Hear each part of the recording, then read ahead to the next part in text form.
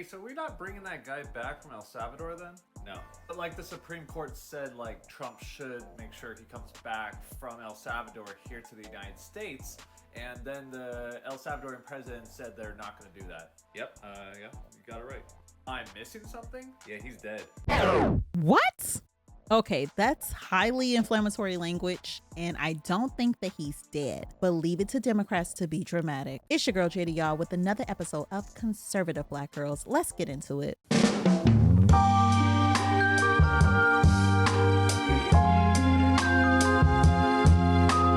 What? Yeah, he's dead. There's a 100% chance that he is dead. There's zero reason why they would not release him after being told strictly by the Supreme Court and the president trying to talk to the El Salvadorian president why he wouldn't be released. Otherwise, then he's dead. That can't be. That could be true. Okay, this is like one of the worst prisons in the entire world, and somehow they always have room for new prisoners. Have you ever thought about that?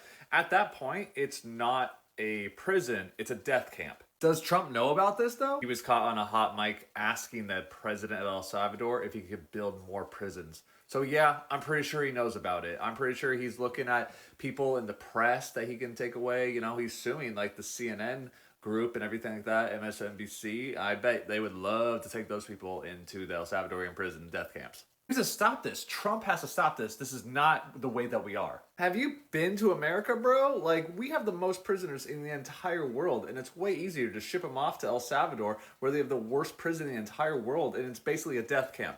It's perfect. This is 100% made in USA. Like, it is what we are. Trump's gonna fix this somehow. I don't know how, but he's gonna fix this. No, he's not. And that guy did. For those of you that don't know what's going on, don't worry, we're going to get right into it. Let's talk about what's really going on with Kilmar Abrigo Garcia. This is a man who's at the center of what some are calling a constitutional crisis. So according to the Associated Press, Kilmar Abrigo Garcia came to the United States from El Salvador at 16, fleeing gang violence.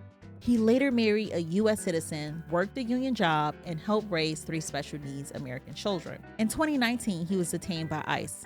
Though an informant alleged he had MS-13 ties, no charges were filed. The judge denied him bond, but issued what's called a withholding removal order. What that means is, yes, he could technically be deported, just not to El Salvador because his life would be at risk there. So, in March of 2025, the Trump administration deported Kilmar Abrigo Garcia to El Salvador anyway, in what later admitted was an administrative error. So, he's now in El Salvador's notorious mega prison, CCOT, and the Salvadorian president refuses to return him, claiming he's a terrorist. Now, no court in the United States or El Salvador has ever convicted him of anything. So why is this a constitutional crisis? Hey, all jokes aside, these checks and balances ain't checking nor balancing.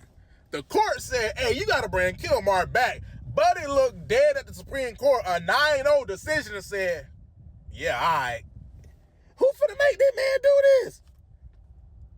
And he's supposed to listen to the court. Well, then he do got immunity, so I guess he ain't got to do nothing. Okay, this brings me to my next point. This guy's pretty funny, but what he's talking about is what the court said about this. Okay, so the U.S. Supreme Court stepped in and ruled 9-0 that the government must facilitate his return. But here's the catch. Facilitate doesn't mean force. And since El Salvadorian isn't cooperating, the Trump administration is saying its hands are tied. So basically, the left and the right are going back and forth, people from all different walks of life. And I wouldn't even say this is a left and right issue. This is something that's occurring from just people voicing their opinion. Even centurions are weighing in on this, okay? So the argument is that Trump is defying the court's intent, ignoring a binding order by not doing everything in his power to get Kilmar back to the United States of America. The left is saying this is a human rights violation. Kilmar was legally protected from being deported to El Salvador,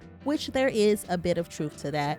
The administration ignored a court order, setting a dangerous precedent. If the government makes a mistake, it should correct it, especially when a man's life is at risk. And you even have people weighing in on threads giving their 2 cents. Like this one user saying, Kilmar Abrigo Garcia, a Maryland dad who was abducted by ICE in front of his 5-year-old child, is being illegally held in a notoriously inhumane Salvadorian mega prison. The Supreme Court ruled unanimously that the Trump administration must bring him home, but the White House is defying the court's order and sparking a constitutional crisis. The Supreme Court must hold them in contempt, and we must bring Kilmar home. So there you have it. That's where the constitutional crisis is coming in. Let's hear a few more comments. Democrats are considering, judges are weighing, senator, whoever is thinking about, will somebody stop bleeping, dilly-dallying, do something? Why are we in the still deciding what to do stage? We can all see what is happening is illegal, and we are now in constitutional crisis. Okay, so that is just, that's a lot, okay? Now they're saying that this is a constitutional crisis, and they've been saying this for the past couple days, but let me know what you all think. I've heard a couple different takes on this, and I'm going to give my perspective as well. This last commenter said, the Supreme Court ruled 9-0 that the United States government must return Kilmar Abrigo Garcia home from prison in El Salvador. Donald Trump is blatantly ignoring and defying ruling. Yes, we are in a constitutional crisis. I do think stating we're in a constitutional crisis is highly inflammatory language, but I do see both sides. And contrary to Democrats, many Republicans and conservatives are saying other things, including Kilmar is an illegal alien. He had no right to be here. They're speaking to a withholding of removal not being legal status, but just delaying the inevitable. Conservatives are also frustrated with Democrats not bringing up the gang allegations and saying that even if they're not proven, they should be taken seriously. Many people are saying the Supreme Court can't conduct foreign policy, only the president can. Overall, conservatives look at this as the real issue being the left politicizing this whole thing to attack Trump.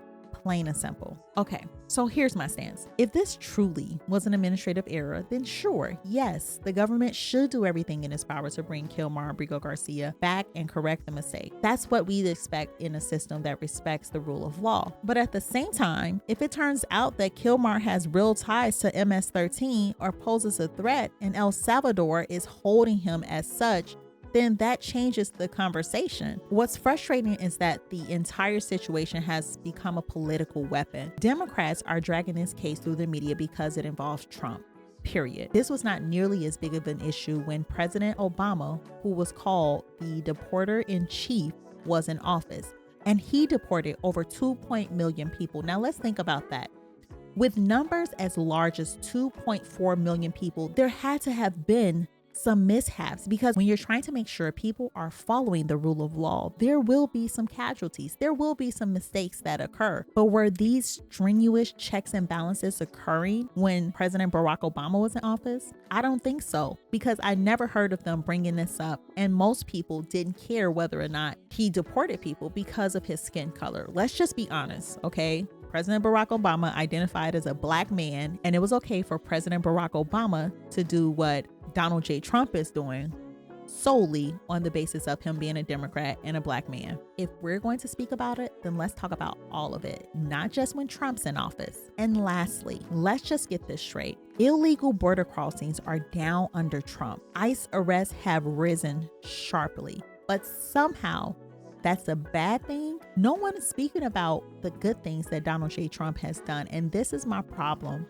with the polarizing left and how everything that Donald Trump does for the United States of America is somehow weaponized to be a problem against the people. Okay, y'all, I'm curious to know what you all think, because this Kilmar Abrigo Garcia case is indeed complicated, and there are a lot of emotions flying around from the left and the right, and I just want to know how you all feel about this. Let me know what you all think down in the comments. Let's talk about it. We're going to get this right. All right, we're going to get this right. I have faith that our country is going to do the right thing. Make sure you hit a like for the algorithm, subscribe, follow us on Threads, and come tell us about what you think in our YouTube comment section. All right, y'all, it's your girl Jada. I'm out. Talk to you later.